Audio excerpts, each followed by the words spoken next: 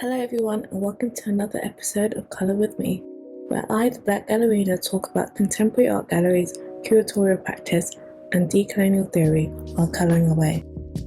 In this video I'll be practicing my very limited painting skills while talking about 3 different types of curation: solo curation, collective curation and socially engaged curation.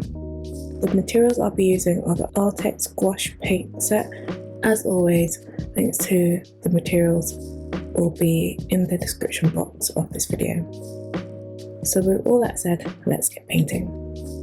The painting that I'm doing today and the topic of conversation was inspired by research I was recently doing for an article about Black and political artists. One of the artworks I discussed in the article was a piece called The Sunflower Quilting Bee at Aho by the African American artist Faith Ringgold. The piece depicts an image of celebrated African American women, including Sojourner Truth, Harriet Tubman, Rosa Parks and Ella Baker, sitting around a table in a field of sunflowers, creating a sunflower quilt together. In the background of the group is an image of Vincent van Gogh, who is standing on his own, holding a bunch of sunflowers. I chose this piece because of the way the collective of women seated together presents a very different perspective on creative production to the image of the solo white European male artist. This made me think about curatorial practice and how social engagement or the lack of social engagement in curatorial processes affects the kind of exhibitions that are produced. Number 1, the solo curator. It's quite normal to see one curator recognised as being responsible for an exhibition. I think that this mode of curation is similar to how in Western academia some scholars are known to produce work in an ivory tower-like way. This means that they produce work with little to no interaction with the outside world or recognition of alternative knowledge. Therefore, whatever they produced would be their brainchild and something that only they can claim credit for. This can be considered as a very colonial system of knowledge production. And an effect of this can be the production of knowledge that is somewhat exclusionary and unlikely to consider non-Eurocentric perspectives. I think that many people can relate to the experience of going to a contemporary art exhibition and not being able to comprehend the meaning behind the artwork. Furthermore, when they look for guidance within the interpretive text that is provided, the language used is unimaginably inaccessible. You can tell that the only people the text was written for were the curator, the artist, and their exclusive professional circles, which would all be well and good if it was a private exhibition and not a public arts gallery. The curator and writer Maria Lind discusses this issue in her 2019 article, Why Mediate Art, where she discusses the trend of emerging curators and students of curating lacking interest in communicating about art beyond professional circles.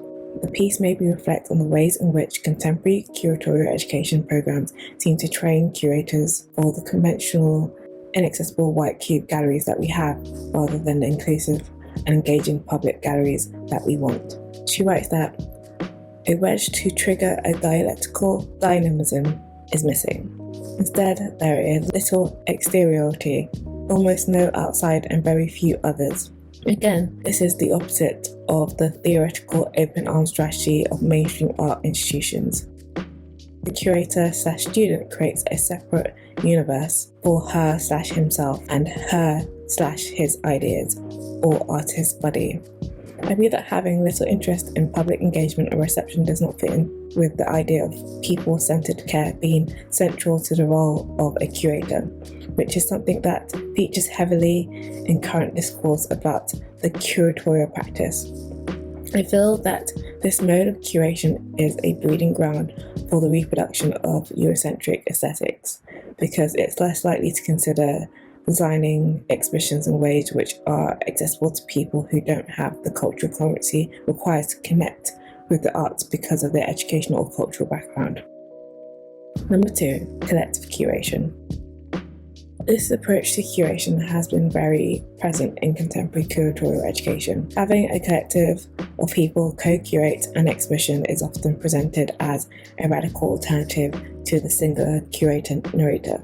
However, I discovered the hard way that more people being involved doesn't always lead to more inclusive exhibitions, especially when the people involved belong to the same privileged community or have a limited interest in mediating art for audiences beyond their circle. I think that unless a collective is using their remits to ensure that the exhibition is engaging a variety of communities, they're just producing the same issues that are present in solo curation. Number 3, socially engaged curation. I first came across this term when reading an article by the curator Megan Johnston titled Slow Curating, Rethinking and Extending Socially Engaged Art in the Context of Northern Ireland.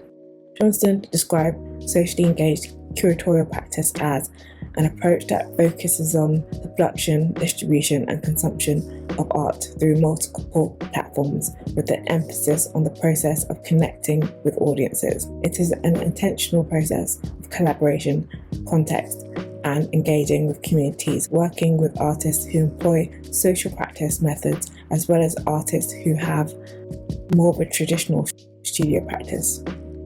Creating an active role for the public within the curatorial process is also something that features in the White Pubes Ideas for the New Art World pamphlet. Idea number 3 is curators should ask the public what they want to see and what they think galleries and museums should be used for.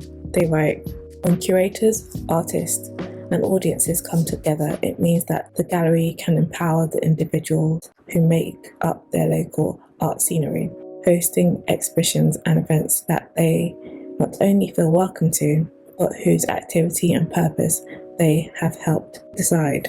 Although I must add, like collective curation, I think that socially engaged curatorial processes which fail to actively embed anti-racist perspectives of art and culture can still result in exhibitions that can also reinforce Eurocentric aesthetics.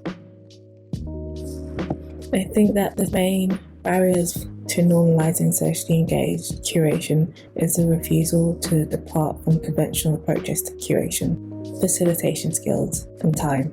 I recognise the fast pace that many contemporary art galleries work by. Plus, the limited funding means that there isn't the time and money allocated for this type of curation to happen as standard practice. However, while I think that this kind of practice may be difficult to incorporate than the more traditional methods of curating, this way of exhibition making is far from the impossible.